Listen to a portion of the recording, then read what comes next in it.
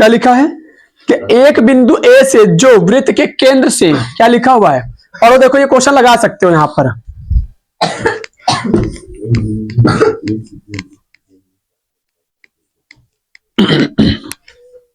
एक बिंदु ए है जो वृत्त के केंद्र से कितनी दूरी पर रखा हुआ है, यही तो लिखा है ना प्रश्न में। लिखा यह है कि एक बिंदु ए से जो वृत्त के केंद्र से कितनी दूरी पर है, 7.5 सेंटीमीटर की दूरी पर एक कोई वृत्त है जिसके केंद्र से एक बिंदु कोई ए है जो केंद्र से कितनी दूरी पर है, 7.5 सेंटीमीटर की दूरी पर है ये। और इस ए बिंदु से एक खींची गई है क्या चीज, स्पर्श रेखा खींची गई है, जिसके स्पर्श रेखा की दूरी दिया हुआ है, स्पर्श रेखा की लंबाई दिया हुआ है 6 करके। तो पूछ रहा है कि बताओ तब उसकी ये त्रिज्या कितनी होगी। ये हिसाब से अगर देखा जाए तो ये रेखा जो खींचे है इस बिंदु स्पर्श, इसको कुछ नाम देते हैं, स्पर्श बिंदु को पी नाम देते। तो इस स्पर्श बिंदु को जहां से लाइन खींचा गया ये एक हिसाब से देखा जाए तो त्रिज्या की तरह काम कर रहा है।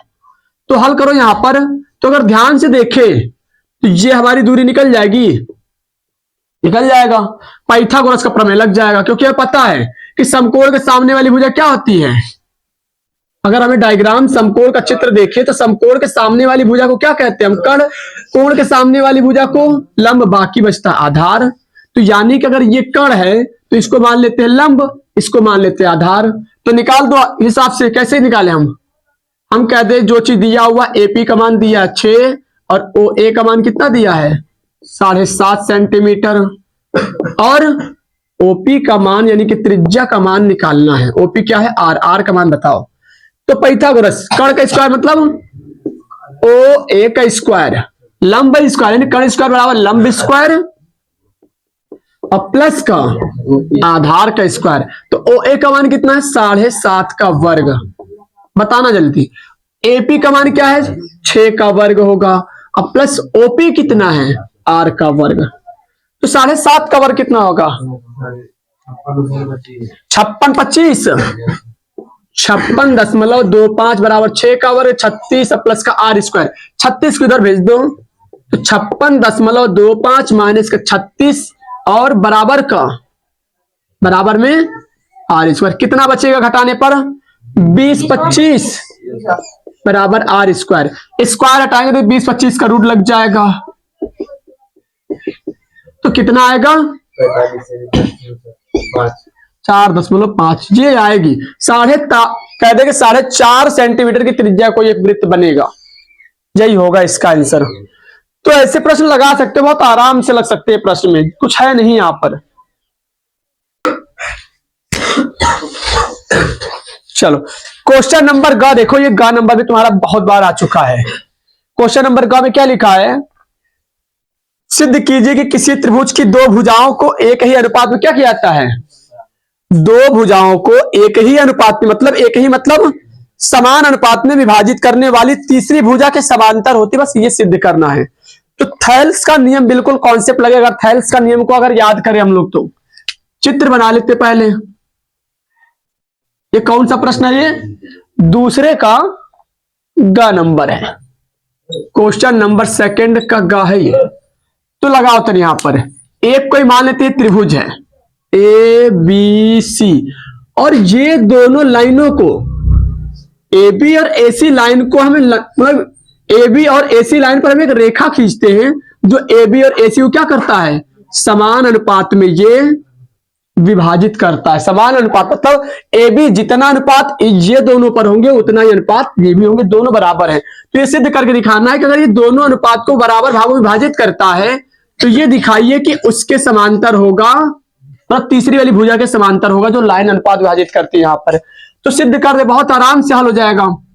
मतलब हम वो दिखा दें कि ये दोनों लाइन अगर बराबर हैं, ये दोनों लाइन अगर बराबर हैं तो हमें ये लाइन और इस लाइन के बराबर दिखा देना। अगर ऐसा हम करने में सक्षम हो गए तो हम कहेंगे सिद्ध हो गया यहां पर।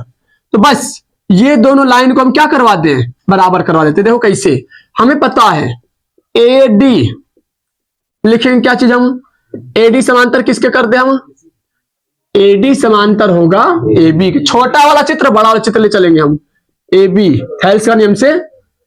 ए समांतर किसके होगा AC में। और अगर AD जो है AB के समांतर कर दे, AE जो है AC के समांतर कर दे, DE किसके समांतर? BC में। तो अब हल करते थोड़ा सा, AD को हटाकर क्या लिख सकते हैं? AD बट्टे AB बराबर AE बट्टे AE बट्टे का AC, और DE बट्टे क्या हो जाएगा? DE बट्टे BC। तो यहां से हम एक काम कर देते हैं थोड़ा सा, इसमें हम क्या करना है, हमें ये वाली भुजा को दिखाना इसके समांतर होती है, तो बराबर दिखा दे, हम कह देंगे समांतर हो गया। तो देखो ध्यान से, ये वाली चीज को तो हमें छोड़ना नहीं, क्योंकि इसको तो हमें लाना है। अब बाकी और कौन भुजा लेकर चले हम? अब बाकी चाहो तो ये तो बिल्कुल चलेगा, अब चाहे इसके साथ में ये लेकर चलो, चाहे इसके साथ में ये लेकर चलो, कोई एक भुजा को लेकर चलो, दोनों नहीं ले चलेंगे, एक को ही ले चलेंगे हम। AE बट्टे AC बराबर DE बट्टे BC। अब मान लेते हैं कि AE भुजा क्या है? AE भुजा जो है AC के बराबर है।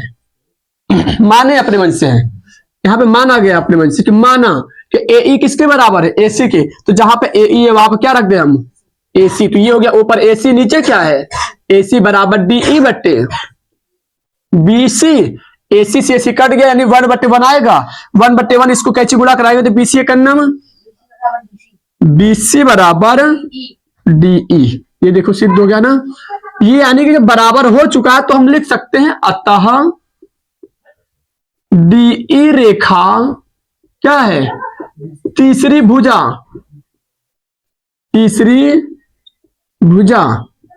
BC के क्या है? समांतर है। बस ये सिद्ध हो गया, इतना हमें छोटा सा काम करना था।